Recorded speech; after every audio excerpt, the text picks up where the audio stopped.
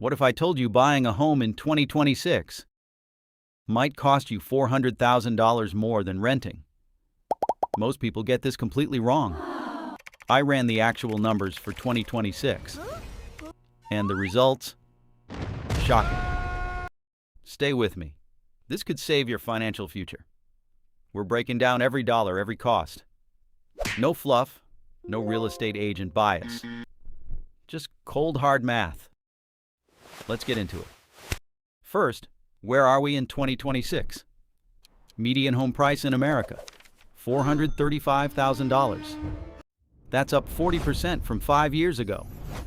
Mortgage rates still hovering at 6.8%. Your monthly payment on a median home, is $2,890 per month. Just the mortgage.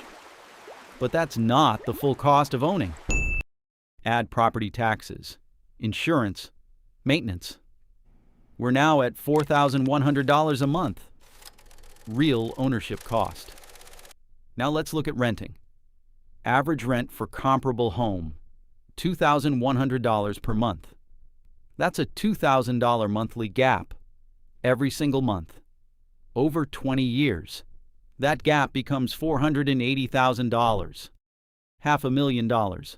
Gone. Just in extra costs. But wait, you say, I'm building equity. Fair point. Let's calculate equity after 20 years. Home appreciates at 3.5% annually. Historically accurate. That $435,000 home becomes $870,000 in 20 years. Sounds amazing. But here's where it gets tricky. Total interest paid over 30 years, $387,000. Maintenance costs over 20 years, $87,000. Property taxes, another $120,000. Over 20 years. Net equity after all costs, about $147,000. Is that the golden ticket people think it is? Let's see what a renter does with that $2,000 gap. Renter invests that $2,000 monthly difference into an index fund at 7% average return. After 20 years, they have $981,000, nearly $1 million from simply renting. Compare, homebuyer nets just $147,000 in equity. Renter investor ends up $834,000 ahead. This is what the math actually shows. I'm not saying renting is always right. There are scenarios where buying wins. Let's go. Scenario 1. You plan to stay 10+ years. Break even on buying happens around year 7 to 9. Stay longer, equity truly compounds. Scenario 2. You buy below median in a growth market. Markets like Austin, Nashville, Phoenix still have upside. Right price there beats renting long term. Scenario 3.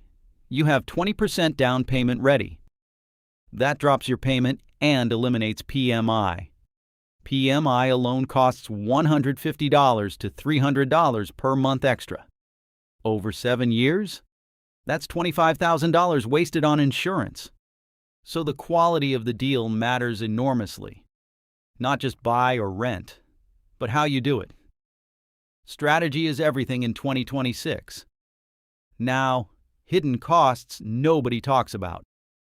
Closing costs when you buy, 3 to 4% of home price. On a $435,000 home, that's $13,000 day one. Agent commissions when you sell, 5 to 6%. On an $870,000 sale, $43,500 to the agents. Now subtract that from your equity. Your actual realized gain, about $100,000. Opportunity cost of your down payment, massive. That down payment invested at 7% becomes $332,000. Most financial advisors completely ignore this. They're trained to say, buying is always better. The data in 2026 says something very different. Here's the best framework for your situation. First, Calculate your price-to-rent ratio. Divide home price by annual rent. Simple. Below 15? Buying likely makes financial sense. Above 20, renting almost always wins. The national average right now, 20.7. That puts us firmly in rent wins territory. Second factor, your time horizon. Under 5 years, almost never worth buying. 5 to 10 years, depends on market and price. 10 plus years, buying can absolutely make sense. Third factor, the rent and invest discipline. Renter advantage only works if you invest the difference. Two real Americans, same income, different choice. Mike buys in 2026. $435,000 home, 6.8% mortgage. Mike pays $4,100 per month. Tight budget, zero savings. Sarah rents, same neighborhood, pays $2,100 per month. Sarah invests $2,000 monthly into index funds, every month. Fast forward 20 years. Mike's net worth from housing, $100,000. Sarah's investment portfolio, $981,000. Same income, same neighborhood. $881,000 difference. This is not theoretical. This is verifiable math. I'll link the calculator in the description. So when should you buy in 2026? My honest answer. Buy when your price-to-rent ratio is below 15. Buy when you're staying 10 or more years, minimum.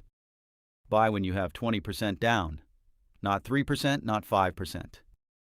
Buy when payment is under 28% of gross income. All 4 boxes checked? Buying may be right for you.